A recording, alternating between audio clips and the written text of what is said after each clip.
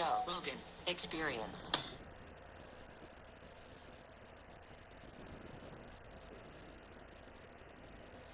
Have you ever met somebody in our business that, like, before they were popping, they were kind of a dick, and then once they became very successful, they were the biggest? I don't know too many people in our business that are really successful, like your level or my level, that are dicks. Yeah. Well, let me think about that. Yeah. While Andrew ponders his latest epiphany, welcome back to the channel, and I'm going to give this to you guys right up front today so I don't get any complaints. The cringe I've got for you in this video is off the charts. So if you're one of my regulars, you'll know I don't always give these warnings, but when I do, yeah, I'm not joking around, because on the latest episode of the Joe Rogan Experience, Andrew Schulz made an appearance, and at this point, it's undeniable that he has come full circle and completed his downfall. Schulz is officially a clown. The comment section on YouTube was absolutely wild. I've never seen so much negativity towards a JRE guest compared to this. Here are just a few to give you an idea of what I'm talking about. Wow, the comments are so negative, I thought that burp was on. 3 minutes in, and he's already had 2 fake Schulz epiphanies. He tries to pretend to be interested and have deep insights, like he read How to Win Friends and Influence People for Dummies. Nobody gives it up for Andrew like Andrew. Watch Schulz say a bunch of nothing while trying to sound intelligent. Damn, the internet really flipped on this guy. Jamie, pull up the documentary Andrew made about how successful he is, where he cries about his achievements. Andrew is the exact type of guy that thinks comedians are modern-day philosophers. Just coming here for the comments, roasting both Andrew's haircut and enormous ego. Andrew's moustache isn't allowed within 500 feet of the school. That's actually the top comment. Guests like him make me appreciate the comment section being back. I could honestly fill a whole video just reading the comments from this episode, and I wouldn't even scratch the surface. And it's funny because every now and then, a fan of one of Rogan's 6 never-been-funny comedians will show up in my comments section and say something like, "Oh, what's with all the hate for this guy?" Or, "Why does everyone hate Bird or Tom or whoever it is?" Well, I can safely say that it's not the case with Andrew Schulz anymore. Everyone seems to be in on the joke that he has become, and you guys know I'm trying to point out his good days whenever I can. Just look at the most recent video on this channel. People were even saying that it was the beginning of his redemption arc. Sadly, this episode of JRE proves the exact opposite. And the best part is, Schulz explained in a couple of sentences exactly what went wrong with his career, except he just didn't realize he was talking about himself. Okay, so then there's the question. It's like, can you take a completely normal person, give them power, and then they become that? Or does it take a power-hungry person that has this void that they need to be filled, that needs to be filled, and then when they are given that power, you see the worst version of them? So if you saw the intro of this video, this was part of the discussion about how some people in their business, being stand-up comedy, let the power get to their heads and show their true colors. Let me just clarify this for you. Joe Rogan and Andrew Schulz were discussing the problem in show business where some celebrities let the power get to their heads, start to treat people like scum, and show their true colors. Joe Rogan and Andrew Schulz were just... Okay, I've made my point. They feel that they can kind of boss people around or throw their weight around to their assistant or their agents. Yeah. Maybe they yell when they shouldn't yell or don't have to yell or are demeaning to certain people. That bothers me, though. Oh, I hate it. It really is. I don't like it at all. And then they feel terrible, and for no reason, when the same exact situation can be handled with a hug. Yeah. You can tell them you appreciate them, you hold their hand, shake their hand, give them a hug. Yeah. And everybody feels good. Yeah. Yeah, that should be what the goal is. Like, you're the guy who is in this very unique, unusual situation, and you have the ability to make everybody feel better. Yeah. Some people that just feel entitled and they don't feel it. There's certain things that do happen around certain successful people. You'll see they have a few people that have resentment that are around them that realize, like, oh, I'm a support person and I only have so much room that I can climb. Right. I can never be Andrew Schulz. I'm always going to be this guy who works with Andrew Schulz. Some people are just crazy, which is why why they're in show business in the first place. Yeah. And they have a distorted perception of reality, and they're not good at being objective. They're not good at seeing the big picture. Yeah, I seriously don't understand how Rogan can say those things out loud with a straight face, knowing that Schultz has created that exact same situation on his Flagrant podcast, where he has a bunch of yes men that sit around to laugh at Schultz's jokes and gas him up. But one thing we know about our boy Andy is that he's a real deep thinker. He loves an epiphany, and this episode was full of them. So what I did was I pulled out my 3 favorite Schultz epiphanies for you guys, so you can decide which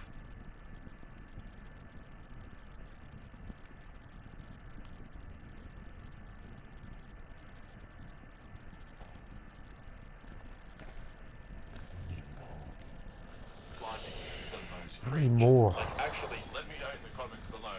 And remember, I warned you. I didn't know, like, when we're sending money to Ukraine, we're not really even sending money there. We're sending money to American military manufacturers to make weapons, and then the weapons go to Ukraine. Duh. But we're paying us. Yeah. Okay. The money is going to these different industries first. So it's kind of staying in America, which does, I guess, boost our economy in some way. Like, those people need to hire people. The economy starts to... No, but I mean, like, no, for real. Like, it's like they have to hire people. They have to pay people. Like, and that's why war is good for the economy. You constantly need conflict in order to continue the positive momentum of the economy. Yes. But they can't say that. They can't go, hey, we need war in order for the economy to be good. They're not thinking about the economy. They're thinking about the money that they are specifically going to make from these transactions. And then attach it to different bills, right? Like, attach it to the border bill. Attach it to the education bill. We got to educate those Russians about bombs. They got to know about a Tomahawk missile. Yeah. So how do you stop that? Could AI be this next, could AI for us be what mushrooms were for these primates? What times a billion? Exactly. So mushrooms come around, the apes start using tools, do whatever they want, and then now you accelerate evolution. Well, the mushrooms probably are the seed for artificial intelligence, because the mushrooms give you the creativity to start doing wild things in the first place, which always leads to technology, which leads to a life form. Once they become sentient, then they become God, because they make better versions of themselves with no end in sight. If something becomes so advanced that it has control over those forces, and it utilizes all of those forces, and it literally has a complete understanding of everything that's happening at every given time in the entire universe. If it happens in our lifetime, our generation will have lived before the internet, and singularity. Yeah, the singularity. What a crazy 2045 is what Kurzweil believes. Imagine we lived through all of that. Imagine we lived through the time where I couldn't get in touch with you unless you were home and could hear your phone. Yeah. And we could also live in a time where I could instantaneously be at your house. Yeah, in the same life. And that's the problem with information right now. It's like, I don't think we know what to believe about anything. It's like, even in the trans visibility day thing, like, every headline was Biden declares Easter Trans Visibility Day. Right. And I read it and I was like, there is no way. And I looked into it. Trans Visibility Day started like 15 years ago. Right. 3 years ago, they declared it. And then Easter obviously changes every year the date. It doesn't change the day. Right. And then it ends up on the Sunday. Right. But the headline is Biden declares Easter Trans Visibility Day. Right. Once I read that and I know it's fake, now every headline is fake. They're all using it because there's money to be made out of it. But that click is valuable. And they will know it. Like we were talking about that woman earlier with the viewers thing. There is money to be made out of that. Yes. And as long as there's money to be made from it, they will go for it. They'll remove information that is incredibly important to the truth of the story. Yeah. I don't know how you solve that. So I'm tossing up between Schultz discovering the military-industrial complex and his realization that content creators use clickbait to make money. On the one hand, President Eisenhower used the term military-industrial complex in his farewell address way back in 1961, when he warned that we must guard against the acquisition of unwarranted influence, whether sourced or unsourced, by the military-industrial complex. So Schultz is it, over no. 60 years late with that one, but then on the other hand, Schultz has made a career from clickbait, exaggeration, and scamming his fans, which I'll get into in more detail in a moment. So the clickbait thing for me is either just sheer stupidity on his behalf, or just a massive blind spot that he's yet to see. It's a tough choice, but if I had to choose, I'm gonna have to go with the military-industrial complex. Rogan has spoken about this a million times on his podcast, and for a 40-year-old man like Schultz to only just be realizing this 60 years after President Eisenhower warned about it, it really just goes to show how much of a casual he is when it comes to politics and world affairs, especially considering how worldly he thinks he is. But then Schultz got onto his reflections on being a multi-millionaire and how it's changed his perspective on the important things in life. That's something I've noticed about you, and I think it's a really important thing it's an important quality to have as you achieve more success, because with success, life can get easier. So if you're not addicted to difficulty and like hard situations, it's easy to just kind of fall into the comfort of nothing. Yeah, once you get money, like things become easy, and then anything that's not easy, you get very anxious about and fearful of. So you like hard things. I think a lot of times people don't like hard things. And then when they get success, hard things make them anxious, and they stop doing hard things. And hard things are what make us successful. When we have nothing, we have to do hard things. Yeah. We have to go up in front of crowds that might not be good. We have to go run really hard. We have to work out really hard. Whatever it is, kids who grow up with very wealthy parents are not used to hard things. They don't really have to do anything hard. Right. So it's one of those things that, like, I don't know, as I've gotten a potentially more comfortable life, I have to force myself to do things I'm afraid of, or I do think that I would just kind of get weak and fall apart. Comfort is a warm and enticing poison. Yep. I think characters like cardio. I think you have to keep it up. Yes. I do. I really do. You take a few weeks off of cardio, you're like, Yeah. I think that's the same with character, and I think it's the same with doing difficult things, and also self-assessing, honestly, knowing where you go. I was hanging on the beach with my wife on Sunday, and I'm really bad with vacations if I don't have things to do during it. I can't just hang on the beach. Yeah. I cannot do it. If I'm surfing, I can do it, or if I'm playing paddle, I can do it, but I need to do shit. Right. Give me something to do. Right. And my wife knows it. I don't care if we're looking at the Coliseum, I'm learning, I'm Yeah. asking a rhetorical Right. question. Yeah. I need to do a thing. Yeah. Because if I'm not, my brain goes crazy. Okay, first of all, there's an easy fix for that, Schultzy. All you need to do is get off the Adderall and stop swallowing Zins. But I actually think it's funny to watch two millionaire comedians sitting in this fortress podcast studio preaching about doing hard stuff like cardio exercise and keeping their minds busy to help themselves stay grounded and not let the fame and money get to their heads. It's kind of like saying to a homeless person that all they need to do is just buy a house, or when millionaire influencers share their morning routines with things like, yoga, meditation, lemon-infused iced water, and claim that they owe their success to positive energy and gratitude.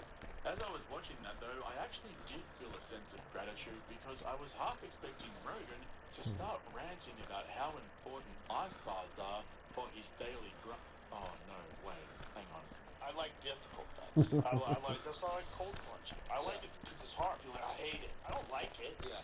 Every time I'm about to do it, there's this little gas part of my brain that's like, don't do this. You don't need to do this. And the other part of my brain is that built up over here is like, shut up. New class. I'm the boss. If you built up your understanding of how to get through difficult things, it'll serve you in everything you do. And if you do it voluntarily, then you've gained control over your mental process. Want to say? Sorry, just give me a second here, guys. If I To can... gain control over your mental process, do lots of cardio, ice baths, and suck on Zins. Okay, got it. Where was I? Oh yeah, stand-up comedians are geniuses. You know what's so funny is you ever listen to a recording of a new bit, and when you were on stage doing it, you're like, that crushed. And then when you listen back, you're like, oh, it did okay. But you were just so excited that it worked. Yes. That the excitement changed almost the way that you interpreted the crowd. Yeah. And I don't know, for me, I'm like, oh, that means I really liked it. You're on an emotional wavelength. Yes. And yeah, to me, that's the highest form of it. Obviously, you want to have destruction, we're having jokes, and we're having destruction, all these things, 100%. But to me, I think those are almost like, that's like the icing and sprinkles on the cake. But the cake is built with, how much do I really care about this?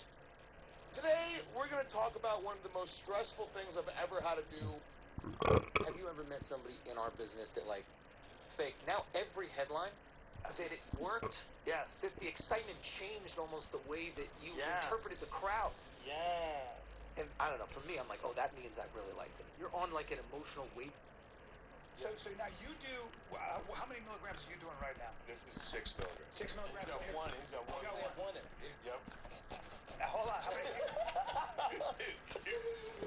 Doing 18 milligrams added. Don't be a pusher. You're being a bully Different pusher. cardage. He's like a guy's guy. I was thinking, I blame Mike Catherwood. I'm not even trying to flex on us right now. There's no flex about doing a pulse. There is though. We're like a frat. We're like a frat. Yeah. We're a frat house. Yeah.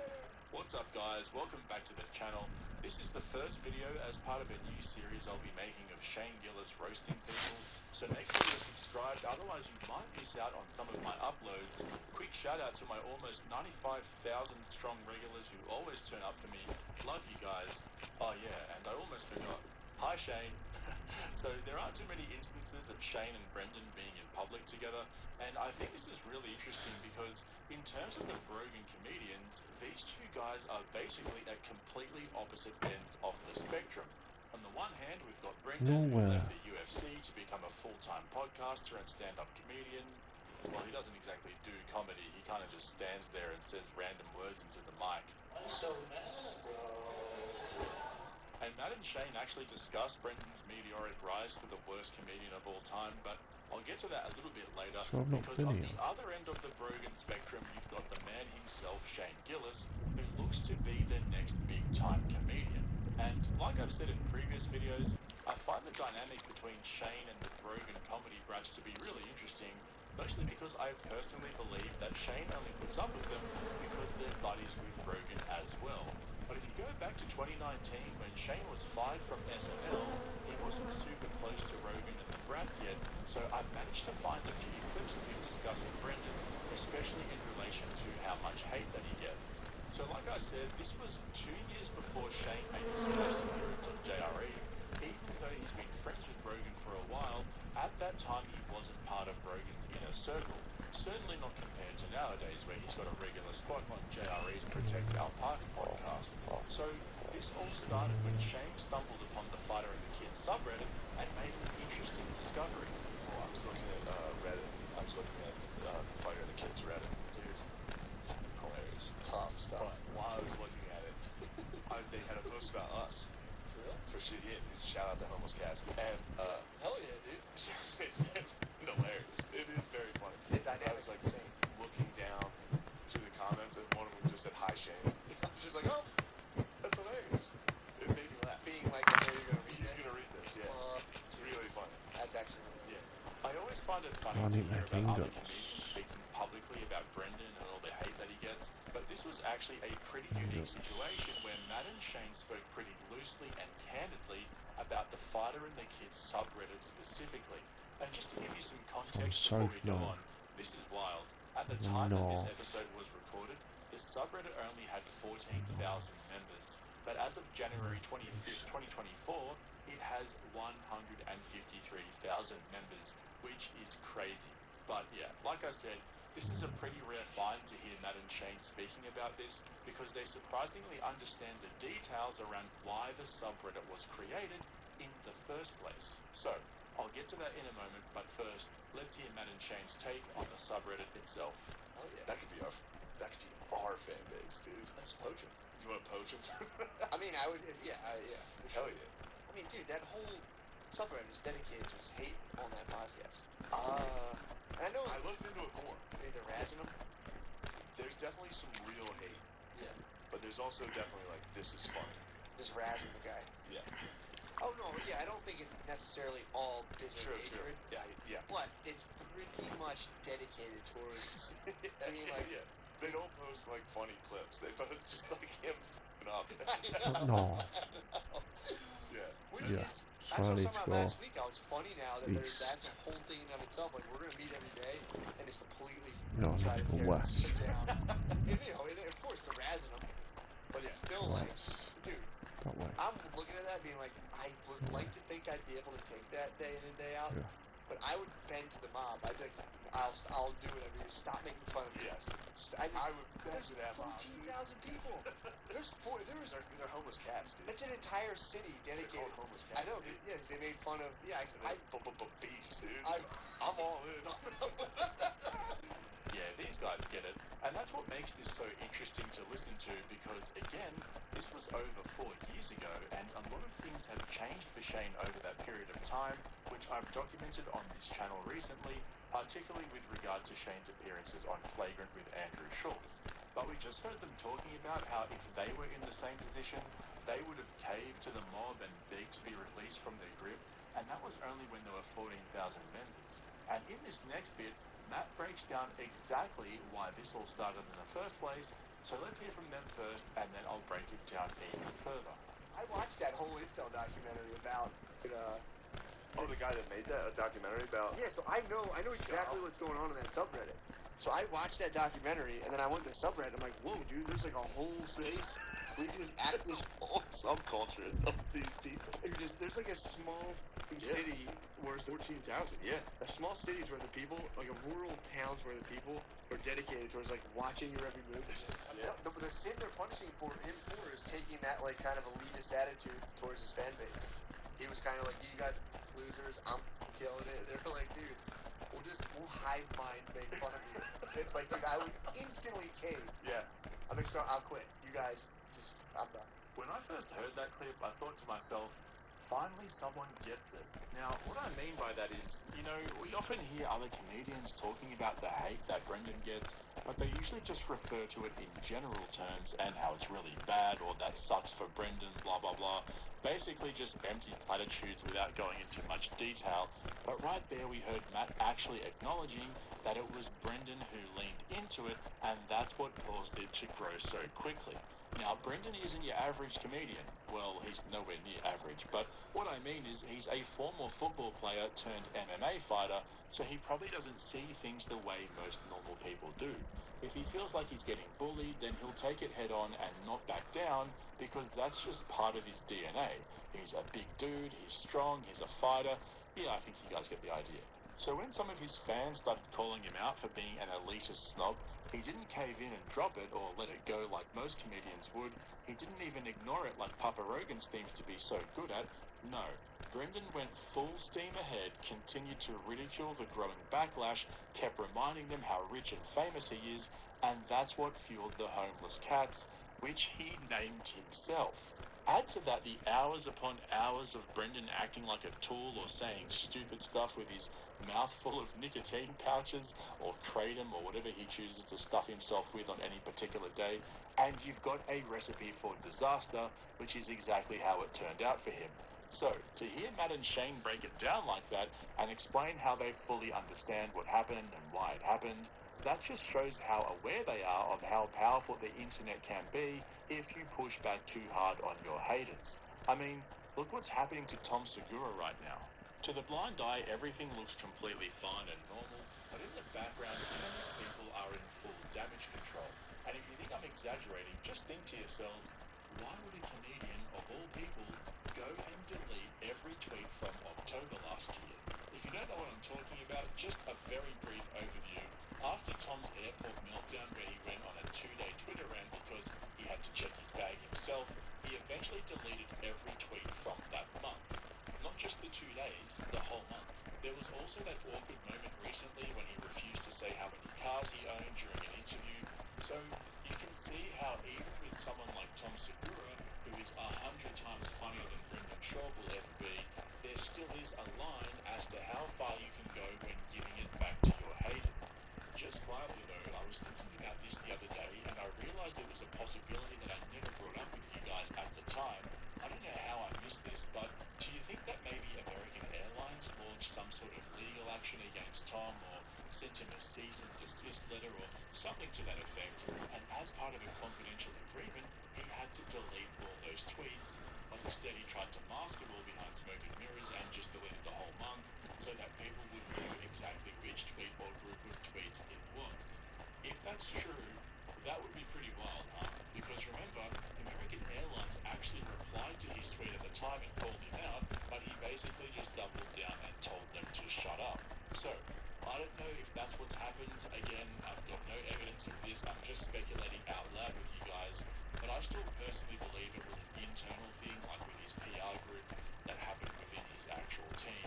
Anyway, we've been listening to episode 160 of MSSP, but let's go back to episode 147, which was recorded just over 3 months earlier, when Brendan messed up badly by basically saying Rogan and Dana White are two bald men that he knows who have no trouble reeling in the ladies, even though Papa Rogan is married. Take a look. Job lets it slip that Joe Rogan is cheating on his wife. That can't be real. What does he say? I don't know. I haven't watched it. Dude, Sorry, hip-hop. he's quickly becoming the persona non grata. Brennan Schaub said that, I don't know if this is true, if he said that he's cheating on his wife, that is... Oh, see? Yeah, play the clip. Well, alright, I don't know if you can hear it. Listen, I know some bald dudes are slinging out there. Look at Dana White, Rogan. That's it. Look at Dana White, Rogan. That's it. How would he know he's swinging to his wife, dude? You know what I'm saying? What are you saying? Like, What married guy, like, yeah, that dude's swinging to his wife alone? maybe he's saying he could, Or he could be talking about stand-up. but as soon as he said it, you can see his face like, oh. Man, all you gotta do is say, oh, is that live? What was he doing live? Breakfast Club? It was, the Sting and the, I don't know, it was him and Theo Von. Oof. Probably, dude. It's probably a live video. He just, I mean, if he might have been talking about stand-up. Somebody said, like, he's out there slinging it. Dana White. He's talking about bald guys that get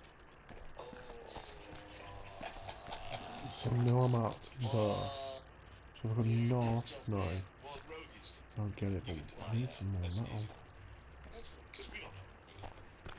What the setup is? That intention, like Schaub's intention there, maybe he just meant like if he could get like, you know, maybe he didn't mean slinging like actually. Also, see, how does he know Dana White's slinging?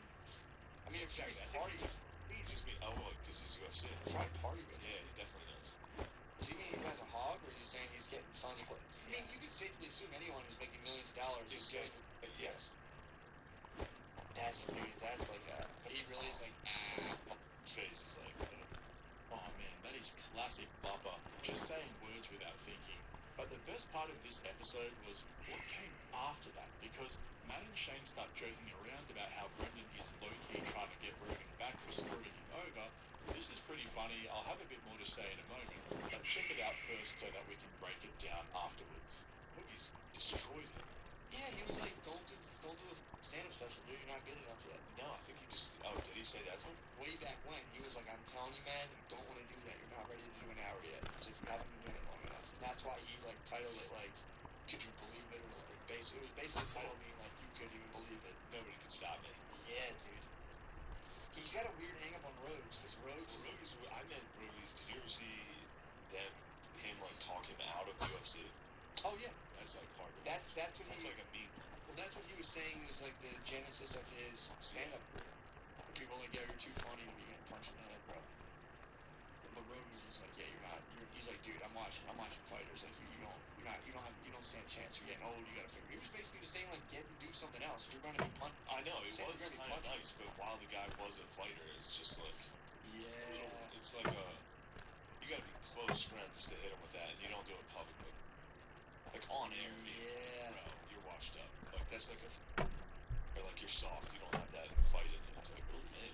Yeah, but he's a. I mean, me and Rogan are martial artists, so like that's just how we're blunt. So we're blunt for martial artists. I would have said the same thing. I would have been like, yo, bro, it's not this for you. Think it's like fighting me and Rogies, dude. Beans. Dude, why do you do that? Alright, there Finished is so poop. much in there. First of all, the special they were talking about was Brendan's first comedy special titled You'd Be Surprised, which was recorded in January of 2019 and released later on in May. And they were 100% correct, because Brendan got that idea for the title from his infamous dressing down by Rogan way back in 2014. This is the reality of it. I worry about your commitment to fighting, and I worry about where you stand. Not your commitment to training. Not your commitment to training, not your commitment to give it your all. I think you have one foot out the door. I think you're looking. You disagree? I think you're looking at where the future is going to take you, and that you can't do this forever. You know, and I think that's a very dangerous place to be in fighting. And I've seen it with a lot of guys. They early in their career, they're invulnerable, they're beasts, they're monsters, they're 100% focused. Fighting becomes their life, it becomes their everything.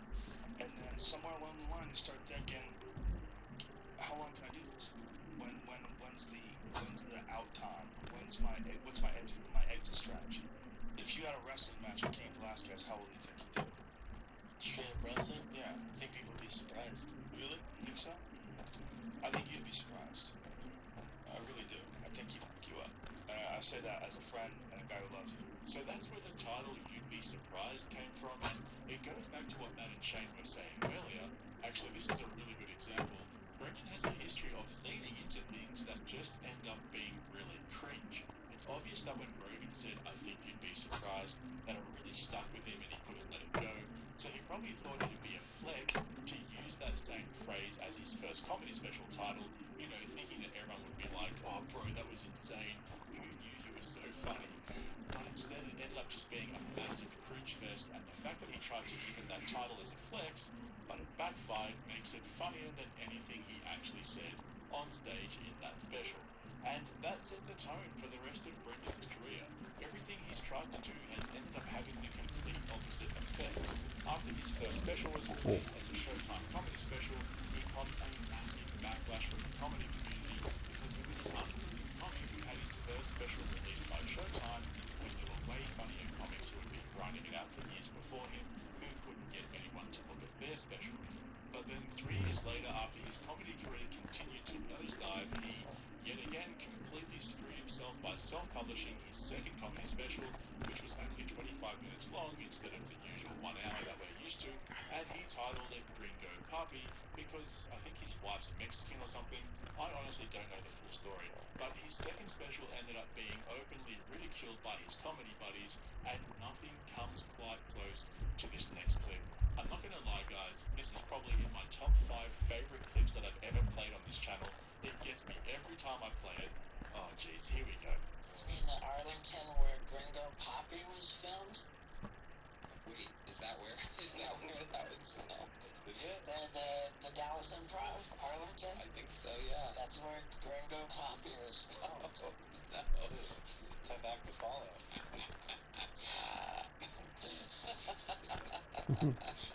Yes, you're gone. Oh, man. How do you know that? How do you know that was filmed there? I was fascinated by the